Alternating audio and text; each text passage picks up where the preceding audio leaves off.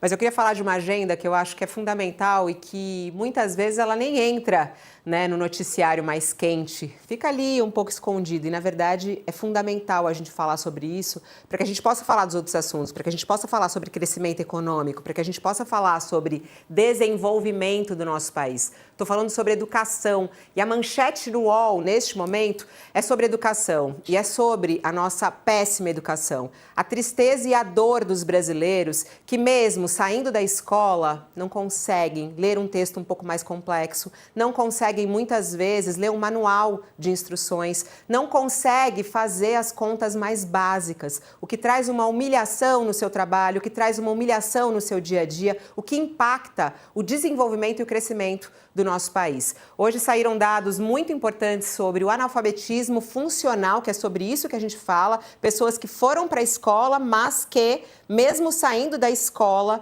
elas não conseguem ter essa formação, ou seja, a qualidade ruim da nossa escola. São dados divulgados hoje que mostram que 29% do Brasil, dos brasileiros entre 15 anos e 65 anos, e 64 anos, na verdade, são analfabetos funcionais. Esses dados foram divulgados pelo Indicador Nacional do Alfabetismo Funcional e está sendo divulgado hoje. A gente está em contato com o presidente da Fundação Itaú, Eduardo Saron, que vem, inclusive, mergulhando aí as suas pesquisas em relação à qualidade da educação no Brasil e se a gente tem saído ou não. Olá, Saron, bom dia, seja bem-vindo aqui ao nosso All News. Oi, Fabiola, bom dia a todos que estão aqui no All News e bom dia ao querido Josias. Vamos lá, Saron, esses números que a gente está acompanhando, é isso mesmo? A tragédia nossa é gigante na área da educação. Quando a gente olha esses números, a gente está estagnado há 6 anos em relação ao alfabetismo funcional? É isso mesmo, Fabiola, é desafiador. Você falava agora em combate à desigualdade, ampliação da produtividade, e a gente se vê diante dessas estatísticas que são muito tristes, né? Como você falou, quase 1/3 da população é analfabeta funcional, quer dizer, lê um número, lê um texto, mas tem dificuldade de interpretar, tem dificuldade de dialogar, enfim, tem dificuldade de se relacionar com o seu cotidiano. E é isso que a pesquisa traz, mede e nos coloca desafios bastante grandes. Fala lá, vai lá, Josias. Quer ir? Eu já ia emendar outra. Você quer ir ou vou eu? Eu posso ir, você pode ir, Fabiola, você manda aqui. Adoro. Saron, tem uma... Josias é inteligente. Não, é que ele é meu parceiro, a gente tem dobradinha. Saron, você sabe que a gente, até olhando os dados, tá na nossa manchete, reportagem bem completa, inclusive muito bacana que tá na nossa manchete. Eu recomendo que as pessoas leiam aí a reportagem da Regiane Oliveira, que tem todos os dados. Tem um número que me chamou muita atenção, que é em relação à idade onde esse analfabetismo ele é mais forte. E aí a gente olha que é na faixa etária de pessoas entre 50 e 64 anos. Ou seja, pessoas que foram educadas, né, na educação formal, eu digo, na ditadura militar. É possível a gente dizer que tem algum impacto nesse sentido, Saron? A gente tem na nossa história de educação alguns apagões, por exemplo. Tem a história, claro, da pandemia, que a gente já falou sobre isso aqui. Agora, a ditadura militar também é um problema na formação da nossa educação? Eu acho, Fabiola, que se você pegar o histórico da evolução da educação brasileira, principalmente nos últimos 30 anos, ela avançou. Não avançou com a velocidade que a gente queria e não para os lugares que a gente queria. Por exemplo, ela continua sendo uma educação que não consegue impactar tanto os temas de desigualdade. Só um dado, Fabiola, sobre essa questão de desigualdade, você pegar a matemática, por exemplo. Quando você olha para os números de matemática, as mulheres sempre vão melhor na educação, né? Mas quando você olha para os números de matemática, isso tem um contraste. E quando você põe uma lupa adicional, pega o último ano do ensino fundamental, o 9º ano, as mulheres e mulheres negras, as meninas, as moças, né, as adolescentes negras, têm uma situação ainda mais grave em relação aos números de matemática. Então, ela avançou nos últimos 30 anos? Avançou. mas não na velocidade que a gente queria e nem nos lugares mais necessários para serem tocados. Então, o que a gente vê nesses dados, Fabíola, eu acho que muito legal você pegar esse núcleo em torno dos 50, 60 anos, quanto mais distante da escola, quanto mais distante aquele momento que ele deveria viver a escola, ele não estava, maior é o impacto sobre o analfabetismo funcional. Tanto que se você pega os jovens, a gente está em torno aí, que também é grave, mas a gente está em torno de 16%, né? Contra uma média brasileira de 29%. Então, a escola precisa melhorar, precisa, mas é ela o grande alavanque deste combate, dessa desconstrução do analfabetismo funcional.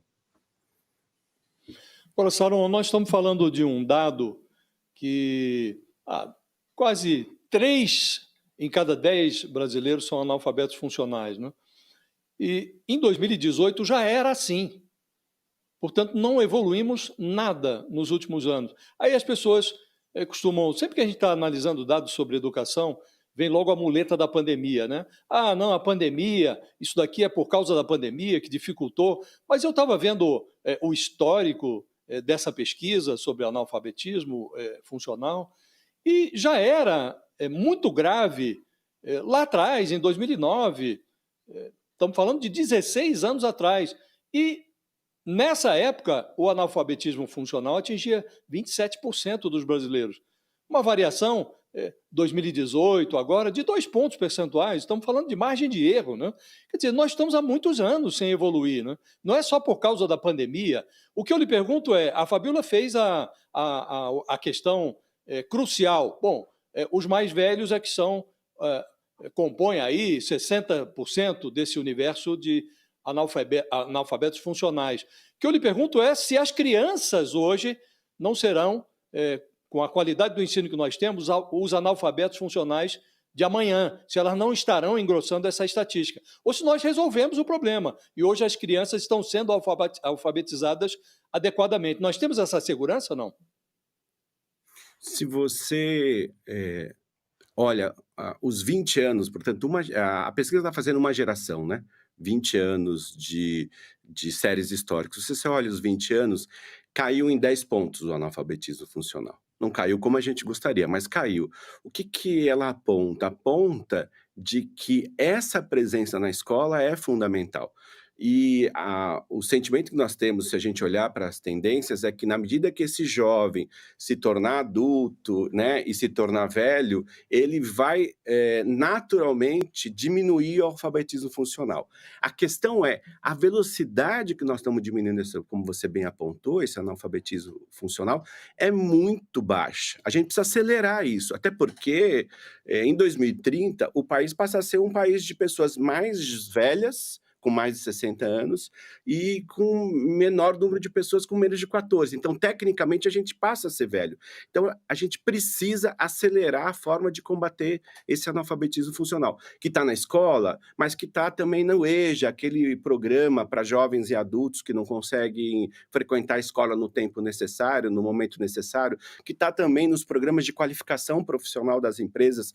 Preciso aí não só que a escola seja, de alguma forma, ressignificada, que os nossos professores sejam requalificados, tenham uma formação melhor, mas é preciso também que a sociedade, ensino técnico profissionalizante, enfim, EJA, as empresas se mobilizem em torno dessa temática para a gente poder não só não apenas esperar esse avanço dessas faixas etárias atuais para ir diminuindo o analfabetismo ao longo de 20, 30 anos, mas mais do que isso, acelerar e combater. Quando a Fabíola começa o programa indignada com o assunto, né, é isso que a gente tem que ter na mente. A gente precisa se indignar com esses números, ficar muito, mas muito desacordado com tamanha distância. Como é que a gente vai enfrentar o mundo do trabalho diante do analfabetismo funcional? Então, é realmente para a gente ficar indignado.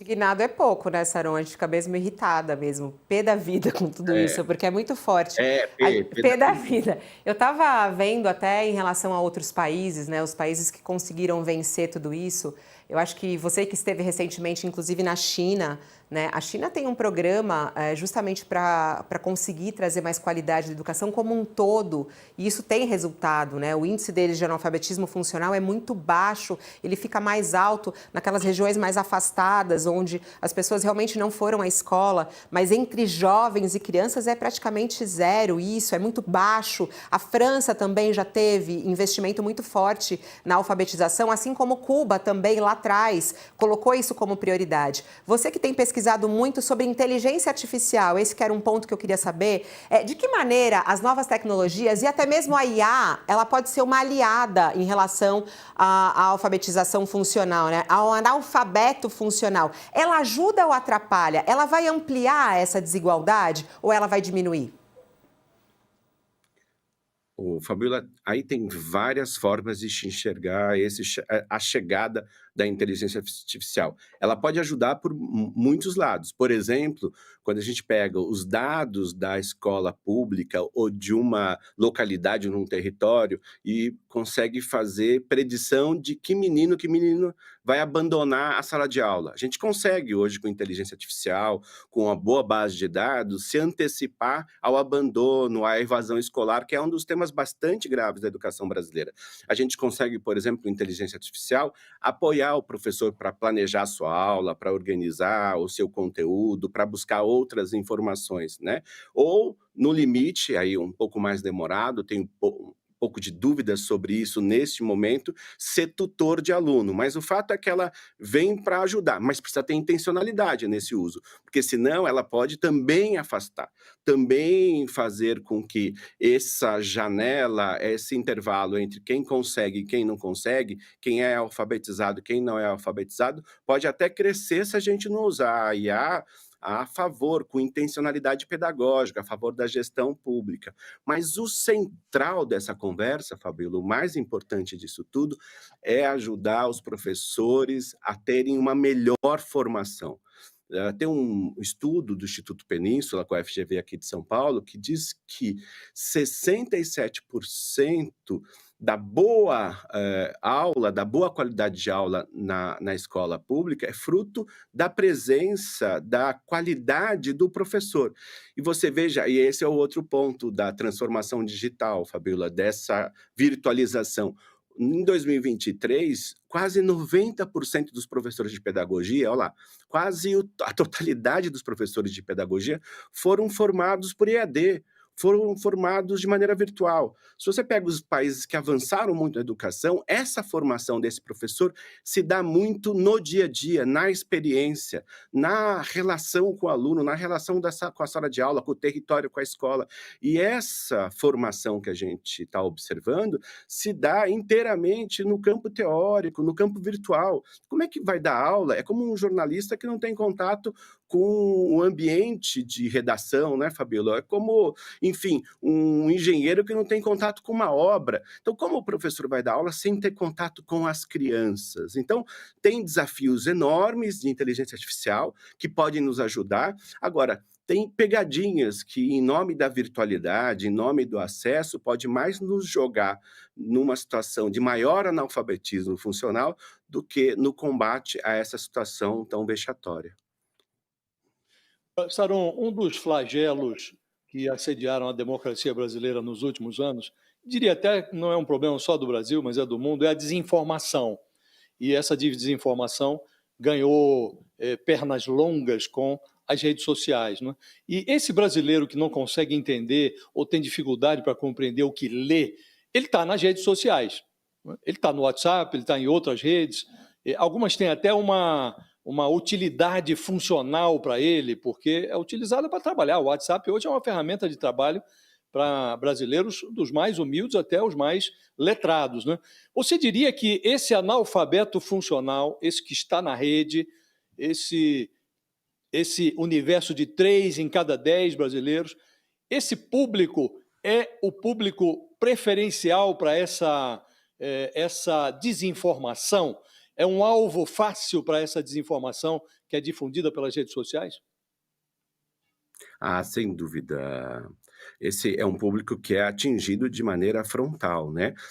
Quando você pega os 2 dados que a gente trouxe sobre analfabetismo, um sobre o letramento, língua portuguesa, escrever, ler, e o outro dado sobre o analfabetismo digital, esses 2 dados se fundem quando o assunto é pensamento crítico, né. O que a gente precisa cada vez mais é desenvolver pensamento crítico nas pessoas, para que as pessoas, por exemplo, quando leiam uma manchete, saibam o que ela se trata, qual é o viés que está embutido, quem fez a manchete, quem é o veículo que está trazendo aí isso à tona, até para ela poder ler e poder ter o discernimento de falar: olha, essa informação eu não confio, essa informação eu vou checar de outra forma, essa informação eu não vou passar para frente, ou aqui é uma informação que eu confio, independente de ser um veículo formal, uma rede social, né? Ter essa capacidade de criticar o que está vendo, o que está lendo, é fundamental.